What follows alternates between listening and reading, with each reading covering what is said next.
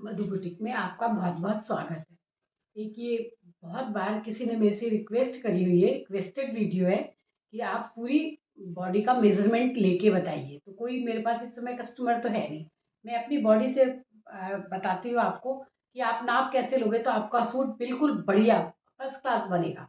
ये मेरा अपना एक्सपीरियंस है।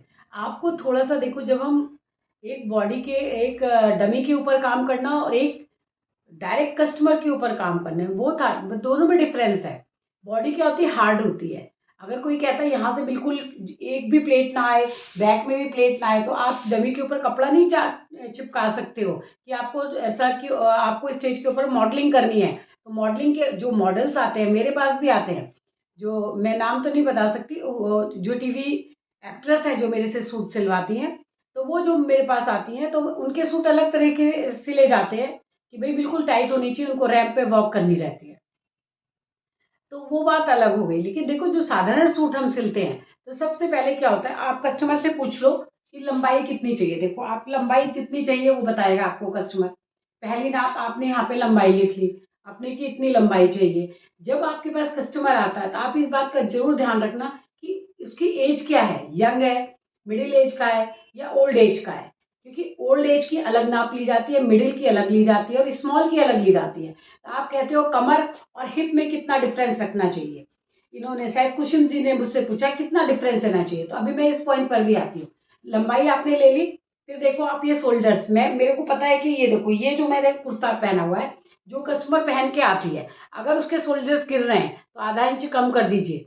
और अगर उसके शोल्डर्स ठीक है, ये हमने बैक का ले लिया। जो बैक क्रॉस लेते हैं ना, वो यहाँ से लेते हैं, इस जगह से बैक क्रॉस भी लेते हैं। मैं ले नहीं पाऊंगी क्योंकि मैं कभी बैक क्रॉस लेती नहीं हूँ, मेरा बिल्कुल परफेक्ट आता है। अब देखो, आप यहाँ से हमने ये जो जा रहा था यहाँ पे, ये मेरा फ्रंट है। फ्रंट कितना आया मेरा, देखो मेरा आया 14, किसी का आएगा 13, किसी का 12 आता है, किसी किसी का 11 आता है। जिसका 28 चेस्ट होगा ना, उसका जो फ्रंट आएगा वो 11 आएगा। ये हो गई। अब आप देखो अपर,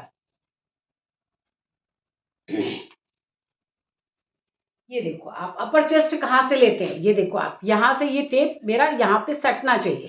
ये हमने अपर चेस्ट लिया। और किसी को भी आप देखो, पीछे से भी आप टेप देख लो कि ठीक आ रहा है कि नहीं आ रहा। देखो, ये बिल्कुल ऐसे नहीं लेना चाहिए कि कस लिया आपने, फिर आपके में आएगी आएगी। ये देखो आप बिल्कुल ईजिली, बिल्कुल ईजिली, ये देखो आप, ये उंगली जा रही है मेरी यहाँ पे। ये आपने अपर चेस्ट लिया और फुल चेस्ट जहाँ पे हमारा ये पॉइंट होता है, ये रहा। देखो फुल चेस्ट बिल्कुल, ये देखो, ये पूरा हाथ मेरा जाएगा, यहाँ से भी जाएगा और इस जगह से भी जाएगा हाथ। बस इतनी इतनी ही नाप आपको लेनी चाहिए कि आपकी